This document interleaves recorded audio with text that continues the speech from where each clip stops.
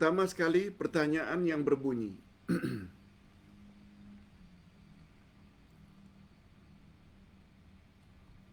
Pertanyaannya panjang.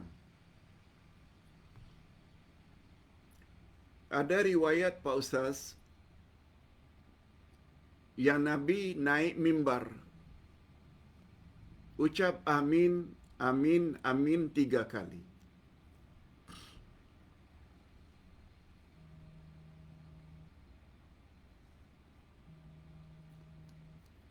Nabi SAW naik mimbar. Nabi SAW naik mimbar, lalu Nabi ucap amin, amin, amin 3 kali. Saya dapati ada 2 jenis hadis ini.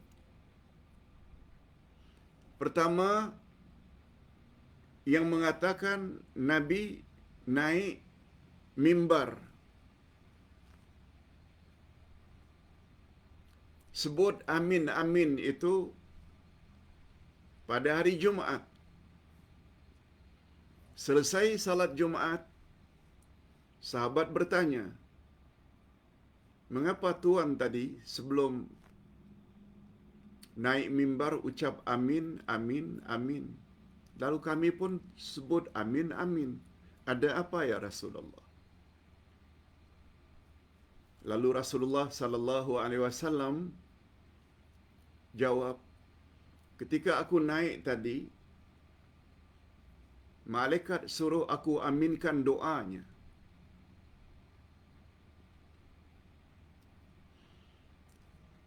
Amin yang pertama terhadap doa malaikat, ya Allah, abaikanlah puasa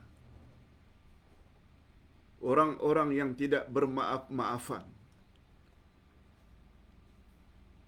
khasnya sebelum Ramadan. Lalu aku pun amin. Doa yang kedua, juga engkau abaikanlah puasa orang suami atau isteri tidak bermaafan antara sesama suami isteri. Dan yang ketiga, juga bermaaf-maafan dengan kaum kerabat, supaya diabaikan puasa orang yang tidak bermaaf-maafan sebelum masuk bulan Ramadan. Hadis yang kedua pula, hadis ini sahih. Ketika Nabi naik mimbar, Nabi sebut amin 3 kali.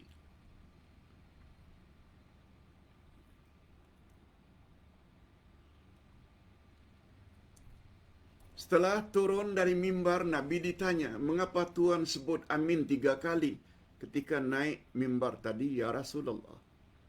Nabi jawab, aku mengaminkan 3 doa Jibril, malaikat. Doa yang pertama, ba'uda man adraka Ramadan falam yughfar lahu. Sungguh celaka orang-orang yang memasuki bulan Ramadan, namun demikian dosa-dosanya tetap tidak diampuni oleh Allah. Lalu terhadap doa Jibril itu atau malaikat itu, aku pun aminkan. Kabulkanlah doa malaikat.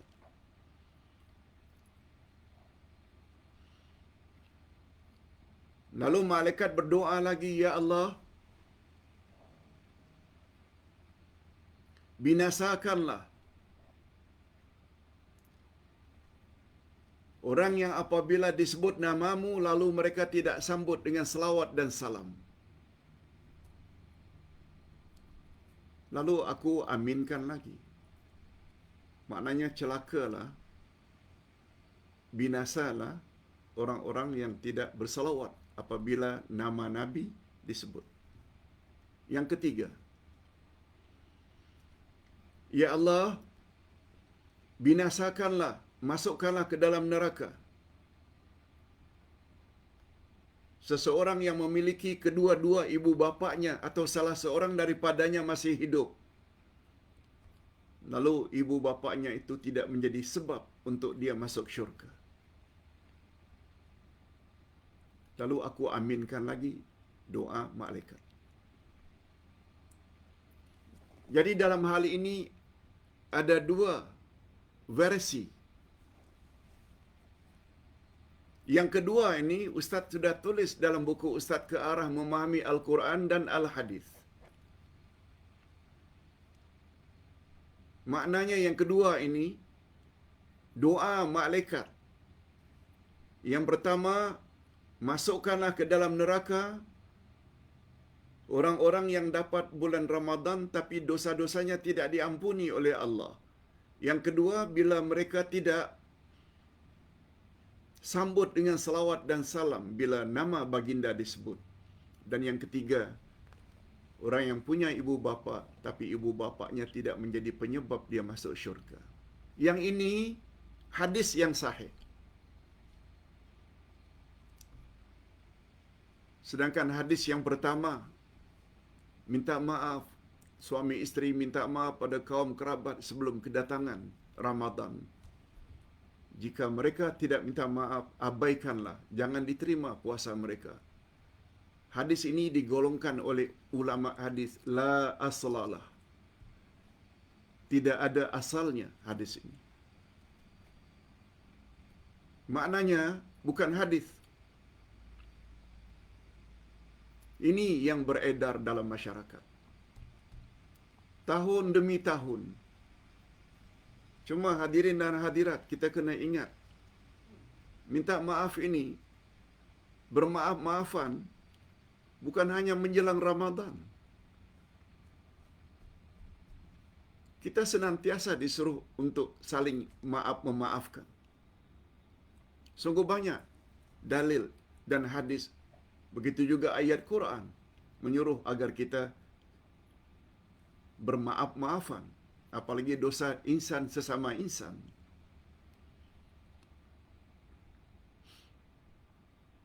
Tapi menghubung kaitkan minta maaf sesama sebelum datang Ramadan. Bila tidak berbuat demikian, sia-sialah Ramadannya. Ini sebenarnya tidak ada asalnya. Hindarkan. Hindarkan. Daripada menyebarkan hadis-hadis yang tidak ada asasnya dari Nabi sallallahu alaihi wasallam. Itu pertanyaan pertama. Yang kedua, Pak Ustaz, apa hukumnya puasa pada hari Syak? Nah, bagus pertanyaannya. Mohon pencerahan Pak Ustaz. Hadirin dan hadirat, hari ini adalah hari Syak. Iaitu apabila pada 29 Syakban, lihat anak bulan. Lalu anak bulan tidak nampak. Hari ini, keesokan harinya, iaitu hari ini, sama dengan 30 Syakban.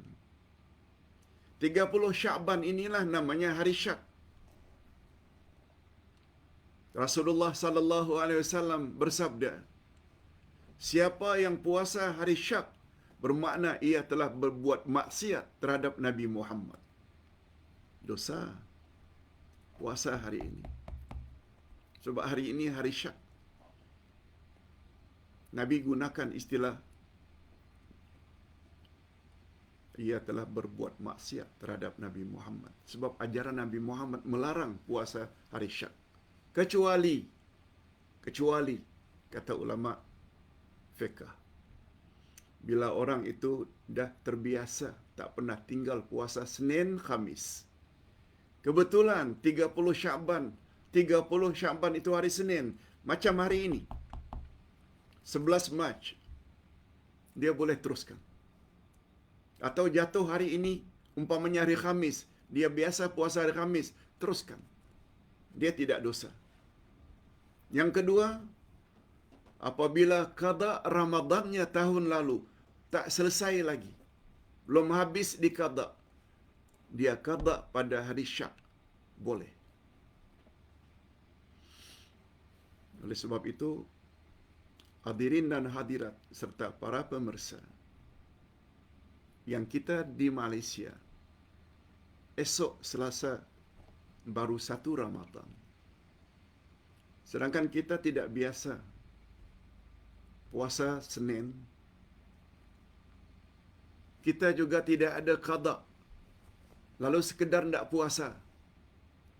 Tolong sarapan sekarang. Minum sekarang. Makan sekarang. Kalau tidak, kita tergolong telah berbuat maksiat terhadap Nabi Muhammad sallallahu alaihi wasallam.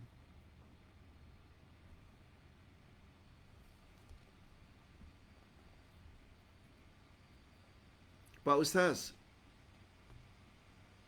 di mana sebaiknya salat tarawih witir bagi wanita, di rumah atau di masjid? Hadirin dan hadirat, Rasulullah sallallahu alaihi wasallam bersabda, salat wanita di rumah lebih afdal daripada di masjid. Hadis. Tapi ada hadis lain. La tamna'u, jangan kamu larang istri-istri kamu yang ingin pergi ke masjid. Jadi pada suami, istri ingin pergi ke masjid, apalagi bersama suami. Tidak ada perkara yang dibimbangkan di rumah. Tidak ada anak kecil. Rumah ditinggalkan dalam keadaan aman. Bawa istri bersama. Atau istri ingin pergi untuk salat tarawih dan witir. Suami mengizinkan dan tidak menimbulkan fitnah, juga boleh. Jadi dalam hal ini, bagi Ustaz, lihat keadaan. Di rumah boleh, di surau, di masjid juga boleh. Apalagi itu hanya salat tarawih dan witir atau qiyam Ramadan. Lihat keadaan. Sesekali barangkali di surau, di masjid, sesekali di rumah. Tapi untuk laki-laki tentu saja yang paling afdal di masjid. Khasnya laki-laki yang telah dewasa. Pertanyaan berikutnya, Pak Ustaz, bagaimana kedudukan kursi jika saya salat berjamaah sedangkan saya duduk di atas kursi?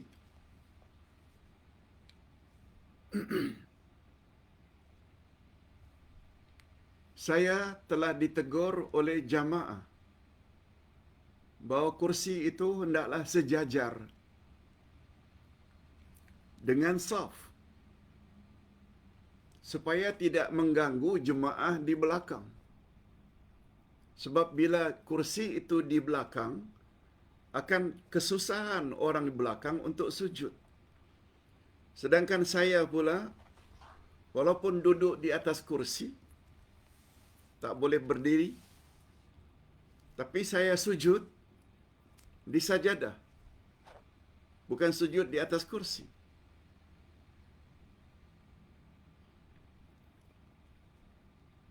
Kalau saya sejajarkan kedudukan kursi itu bahagian belakangnya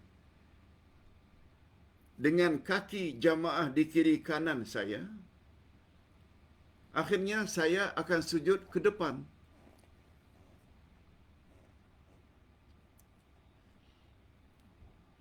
Jawaban yang betul, kedudukan kursi itu hendaklah sejajar dengan saf di kiri kanan. Walaupun kita yang duduk di atas kursi agak ke depan jadinya. tak jadi masalah. Sebab bila kita supaya kita sujud, duduk antara dua sujud sejajar dengan barisan, itu akan membuat kursi kita akan jadi di belakang dan mengganggu orang lain. Itu sebabnya nasihat Ustaz, bila kita salat di masjid, kita pakai kursi. Sebagaimana keadaan tadi, usahakanlah untuk ambil bahagian pinggir sekali, tepi sekali, sehingga tidak mengganggu orang lain. Wallahu a'lam.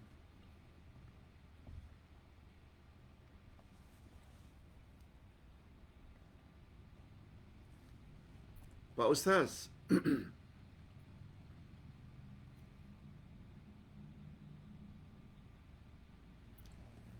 apa hukum membaca Sadaqallahul Azim bila sudah selesai membaca Al-Quran?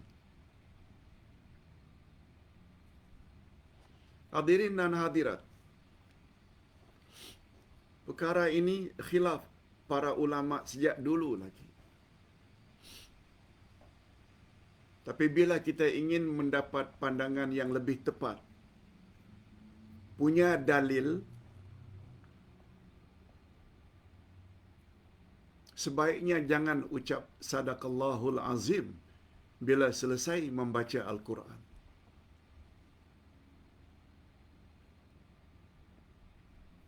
Sebab Aisyah radhiyallahu anha pernah bertanya kepada Rasul, bila saya selesai buat sesuatu,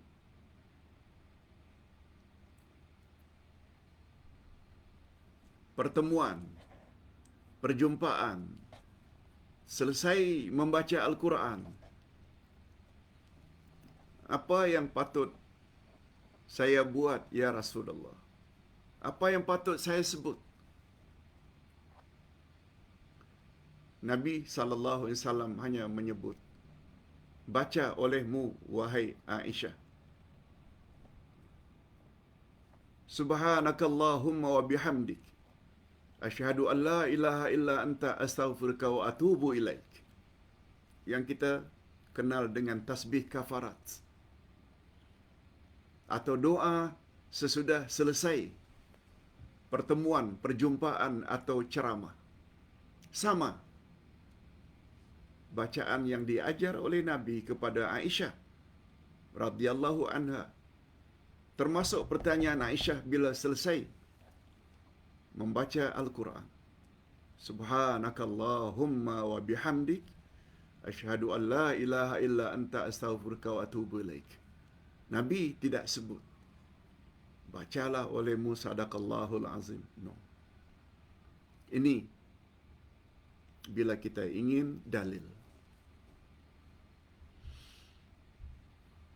Oleh sebab itu, robah apa yang selama ini selesai baca Sadaqallahul Azim, robah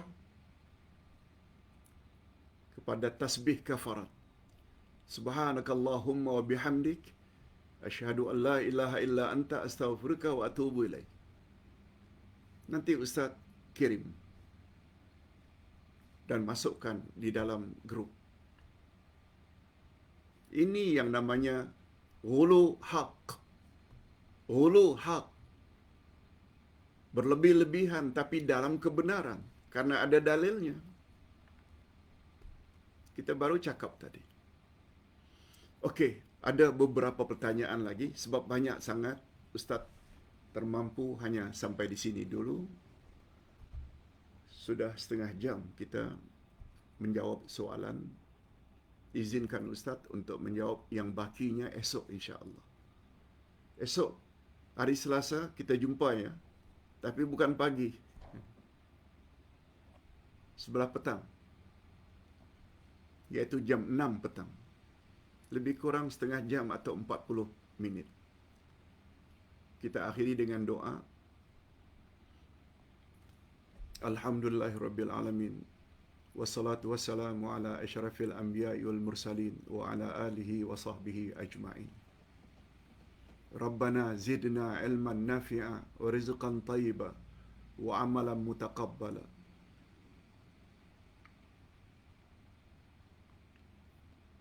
Ya Allah, anugerahkanlah kepada kami ilmu yang bermanfaat, rezeki yang baik-baik halal lagi diberkati serta amal yang diterima. Allahumma barik lana fi Sya'ban wa balighna Ramadan. Ya Allah, berkatilah kami pada penghujung bulan Sya'ban ini dan panjangkanlah usia kami sehingga dapat menemui bulan Ramadan keesokan harinya.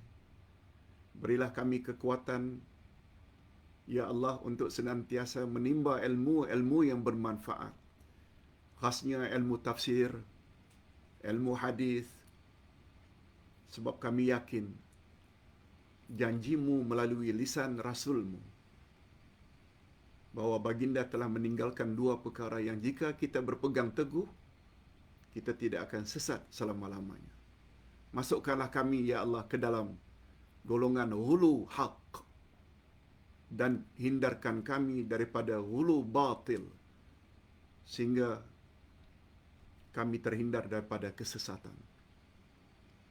Wa sallallahu ala nabiyyina Muhammad wa ala alihi wa sahbihi ajma'in. Subhana rabbika rabbil izzati amma yasifun wa salamun alal mursalin walhamdulillahi rabbil alamin. Subhanakallahumma wa bihamdik asyhadu an la ilaha illa anta astaghfiruka wa atubu ilaik. Wassalamualaikum warahmatullahi wabarakatuh.